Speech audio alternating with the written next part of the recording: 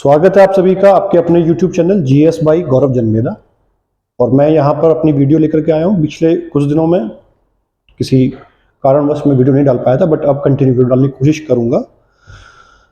ये video current की video है जो किसी भी एग्जाम के लिए लागू है। अभी यूपी पुलिस का एग्जाम है बच्चों का, ये आरओ एआरओ सबके लिए है। इससे पहले की वीडियो जाइए देख लीजिए, कैसे पढ़ना है, कैसे तैयारी करनी है, मैं सब बता चुका हूँ। आज मैं आपके सामने तीन चीजें लेके आया हूं करंट की। एक तो है सूचकांक, और एक सम्मेलन और संयुक्त सैन्य अभ्यास। ये किसी भी परीक्षा के लिए यूपी की किसी भी परीक्षा के लिए बहुत महत्वपूर्ण है। समय को वेस्ट ना करते हुए आते हैं वीडियो पर। जब सूचकांक की बात करता हूं तो सूचकांक में दो चीज, कौन सा देश प्रथम आया है और भारत की उसमें क्या स्थिति है, और जारीकर्ता की रिपोर्ट। सिपाही स्तर की जो परीक्षा के लिए बच्चे पढ़ रहे हैं, अगर उन्हें जारीकर्ता का नाम याद नहीं रहता है तो कोई दिक्कत नहीं है, बस भारत की पोजीशन आप याद रख लेना जो सिपाही लेवल तक के हैं। अगर आपको और आरओ आरओ और आगे देना है तो आपको पीसीएस देना है तो आपको जारीकर्ता का नाम भी पता होना चाहिए। देखिए, सबसे पहले आती है हेनले पासपोर्ट इंडेक्स रिपोर्ट। किस देश के पासपोर्ट की कितनी मान्यता है, इसको जारीकर्ता का नाम हेनले पार्टनर्स है।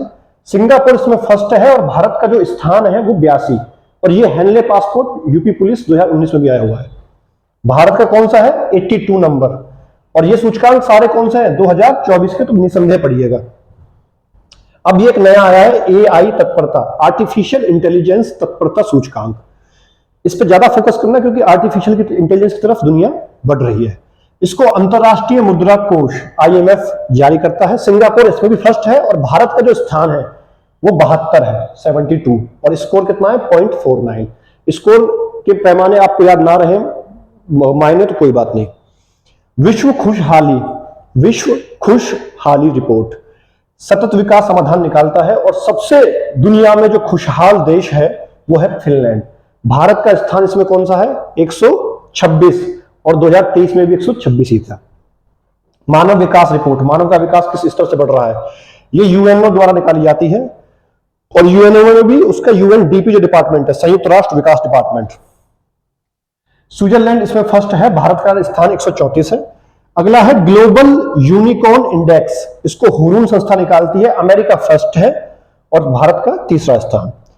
पहला साइबर क्राइम इंडेक्स, कहां साइबर क्राइम कम है और कहां ज्यादा है, तो रूस में सबसे कम है। इनके हिसाब से रूस बहुत ज्यादा मॉडर्निटी में है कि भाई साइबर क्राइम इंडेक्स कम होता है। भारत का स्थान 10वें नंबर पर है। विश्व प्रेस स्वतंत्रता, जितनी आजादी है प्रेस को, ये रिपोर्ट्स विदाउट बॉर्डर्स ये संस्था जारी करती है। इसमें नॉर्वे पहले पे है और भारत 159 स्थान पे। यात्रा और पर्यटन विकास, विश्व आर्थिक मंच निकालता है, इसमें अमेरिका फर्स्ट नंबर पर है और 39 पे भारत। यात्रा और पर्यटन विकास की अगर हम बात करेंगे तो कितने टूरिज्म कहां किस देश की तरफ ज्यादा बढ़ते हैं।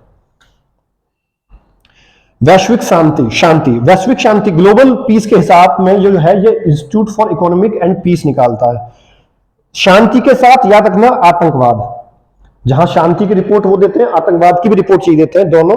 Institute for economic and peace. शांति में आइसलैंड में बहुत शांति है, खुशहाली में फिनलैंड, शांति में आइसलैंड। भारत का 116 नंबर है शांति में, वैश्विक शांति में।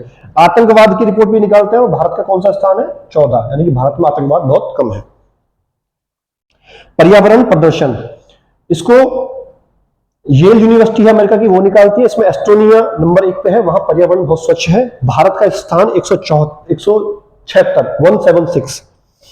वैश्विक gender gap, global gender gap विश्व आर्थिक मंच निकालता है, आइसलैंड पहले पर है और 129 नंबर पर भारत है।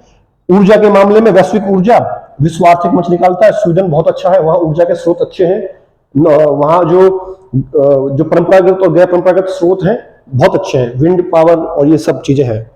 स्वीडन, भारत कौन से नंबर पे है, 63।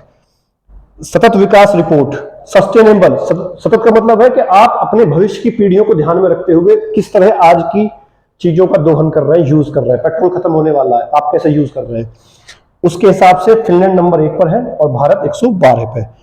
बस ये होगी आपकी सूचकांक। अब आता हूं मैं सम्मेलन में। एक सम्मेलन इंपॉर्टेंट है, हर जगह आता है, इसका आप स्क्रीनशॉट ले लेना और जब आप वीडियो को देखते हो ना तो आप अपनी सेटिंग में जाकर के उसे हायर पिक्चर क्वालिटी पे कर लिया करो, तो ये आपको सारा दिखेगा। सम्मेलन 24वां एससीओ, संघाई कोऑपरेशन ऑर्गेनाइजेशन, ये कजाकिस्तान में हुआ था, और 23वां जो इससे पहले वाला था वो भारत में हुआ था। भारत की तरफ से इस 24वें में भारत के विदेश मंत्री डॉक्टर एस जयशंकर गए थे। 50वां G7 शिखर सम्मेलन, ये अभी इटली में हुआ 2024 में ही। इसका एक सबसे इंपॉर्टेंट पॉइंट है बेटा कि भारत जो है G7 का सदस्य नहीं है, G20 का है, और G20 आप सब जानते ही है वो हमारे यहां हुआ ही है। यूएन का 28वां जलवायु परिवर्तन अध्यक्षता, इसको कॉप बोलते हैं,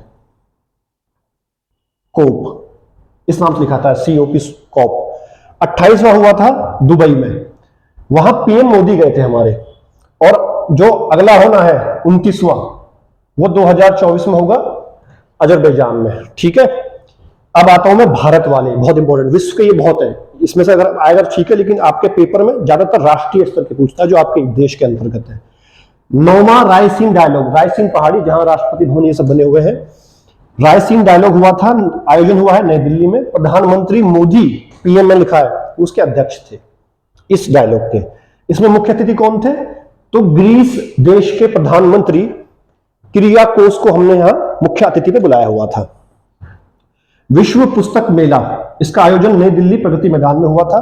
शिक्षा मंत्री जी इसके अध्यक्ष थे, और अतिथि देश कौन था? तो सऊदी अरब के यहां पर हमने एक डिग्निटी को बुलाया हुआ था। विंग्स इंडिया आयोजन, विंग्स इंडिया आयोजन का मतलब सीधे तौर पे अमृत काल में ना एयरपोर्टों को एक दूसरे से लिंक को बढ़ा के जोड़ना है। तो इसमें क्या हुआ है कि इसका आयोजन हुआ था हैदराबाद बेगमपेट में।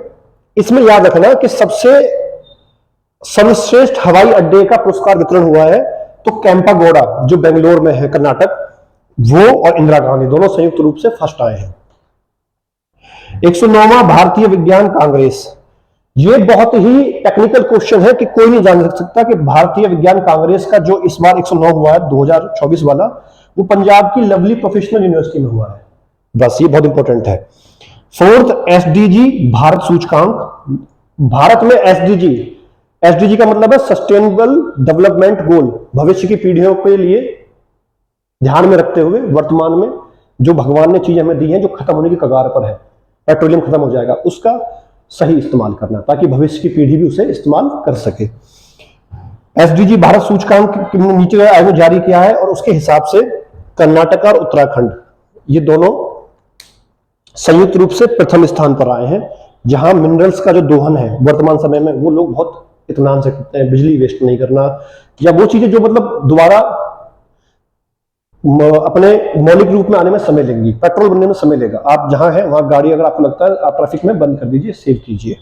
तो उस तरह से केरला यूके संयुक्त रूप से आए हैं। सबसे अंतिम जो आया है इसमें राज्य भारत का, वो बिहार आया है। 17 प्रवासी भारतीय 2023, ये प्रवासी भारतीय जो है गांधी जी को लेकर के शुरू हुआ है हमारे यहां 2003 से। 2023 में इंदौर में हुआ था। इसके मुख्य अतिथि जो थे वो गुयाना के राष्ट्रपति थे डॉक्टर मोहम्मद इरफान अली, वो आए थे। ये मैंने 2023 का लिखवाया जानबूझ के, आपको ये याद रखना क्योंकि अभी ये 18वां हुआ नहीं है।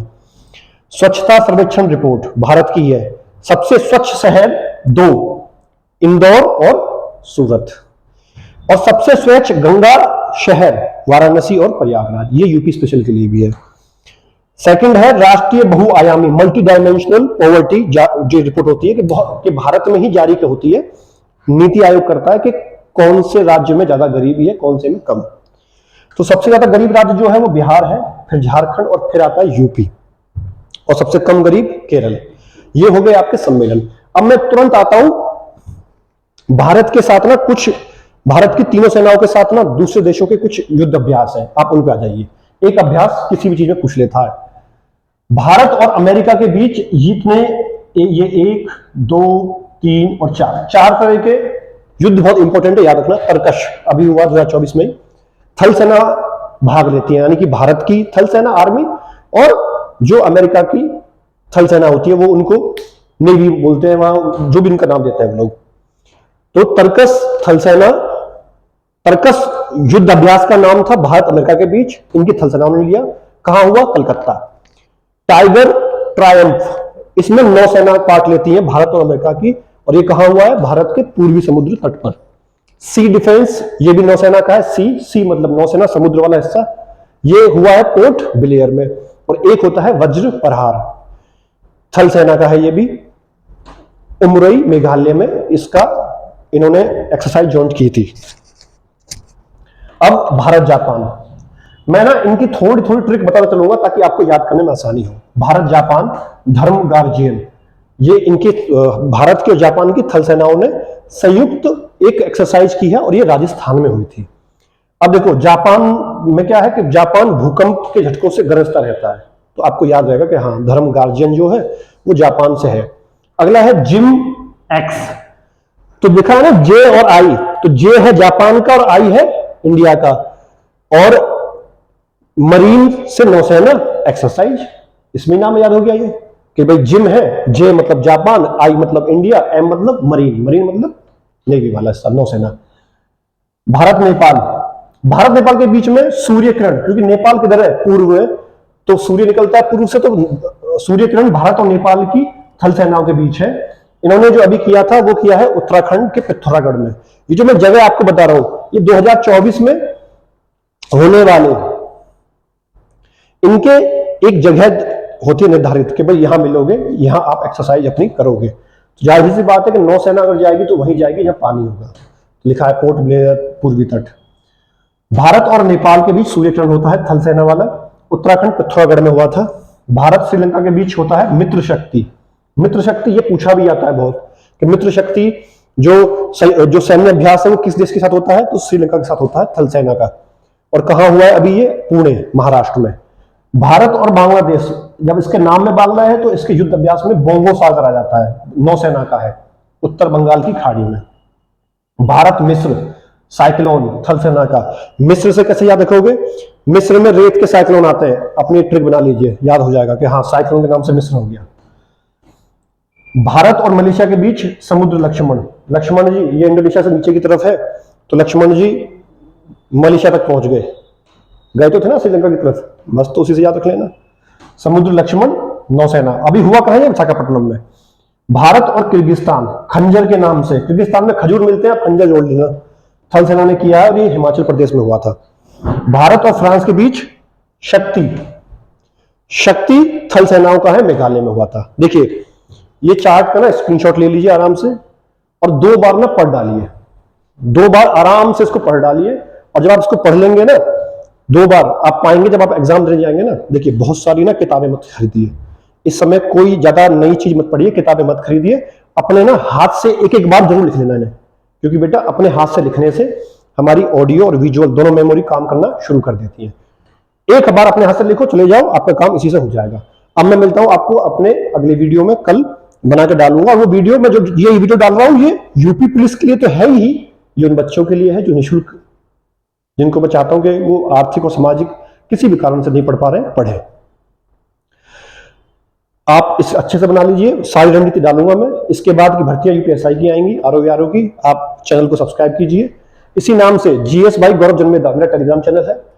कम से कम मैंने 1500-1600 क्वेश्चन डाले हुए हैं, इस करंट की क्विज भी मैं वहीं डालूंगा। आप वीडियो देखिए, चैनल पर जाइए, क्विज लगा दीजिए, आपकी तैयारी पूरी।